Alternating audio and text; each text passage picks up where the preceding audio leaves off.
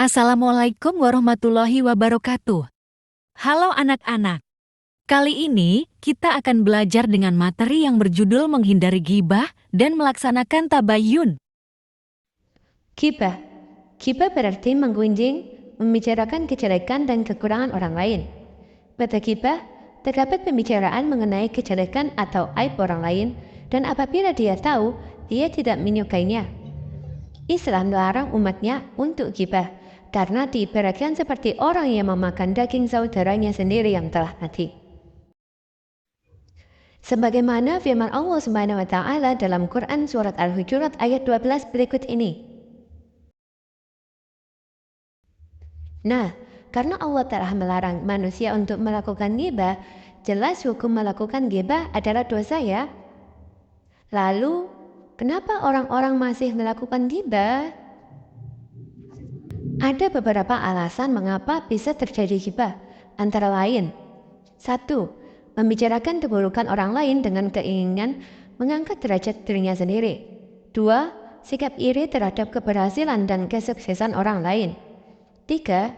Sikap egois yang cenderung merendahkan orang lain. 4. Balas dendam terhadap orang lain atas perilaku terhadap dirinya. 5. Amarah yang tidak terkendali. 6. Bercanda tanpa disadari dan merendahkan orang lain. Lalu, bagaimana cara menghindari ghibah? Caranya dengan berkumpul dengan orang-orang soleh. Menyadari diri bahwa Allah Subhanahu wa Ta'ala membenci seseorang yang menggunjing. Berintrospeksi diri dengan melihat aib diri sendiri dan selalu berusaha memperbaiki. Menjaga lisan, berpikir positif, dan memohon perlindungan kepada Allah Subhanahu wa Ta'ala dengan berdoa. Materi selanjutnya yakni materi tabayun. Secara bahasa, tabayun berarti mencari kejelasan tentang sesuatu hingga jelas dan benar keadaannya. Adapun menurut istilah, tabayun adalah proses yang dilakukan untuk meneliti dan menyeleksi berita dengan sikap tidak tergesa-gesa dalam memutuskan sehingga permasalahan menjadi jelas dan benar. Perintah untuk tabayun terdapat dalam surat Al-Hujurat ayat 6. Zaman sekarang ini, sikap tabayun menjadi tantangan tersendiri, apalagi di era modern. Sosial media menjadi sarang berita hoax yang sangat mudah mempengaruhi kita. Berikut ini beberapa dampak negatif yang dibawa dari sosial media. Yang pertama, kebebasan informasi yang cenderung negatif, seperti hoax dan pornografi. Yang kedua, sikap sosial yang melemah. Yang ketiga, kelalaian dalam kewajiban agama.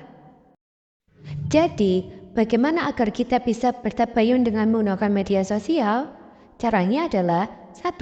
Berhati-hati dengan judul yang provokatif. 2. Mencermati alamat situs. 3. Memeriksa fakta. Dan yang keempat, ikut serta grup diskusi anti-hoax. Hikmah tabayun. Yang pertama, berhati-hati dalam menerima berita. Kedua, menghargai orang lain sehingga tidak terjadi kesalahpahaman. 3. Berbaik sangka terhadap sesama sehingga dapat mewujudkan kerukunan dan kedamaian. 4. Persatuan dan kesatuan dapat terjaga dengan baik. 5. Menciptakan kerukunan dan kedamaian di masyarakat. Bu Dinda ada pantun nih. Naik perahu di Sungai Kampar, sehingga sebentar di pelalawan.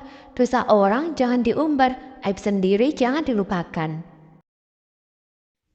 Terima kasih atas perhatiannya anak-anak. Semoga ilmu yang Bu Dinda berikan bermanfaat. Bu Dinda pamit dulu ya. Wassalamualaikum warahmatullahi wabarakatuh.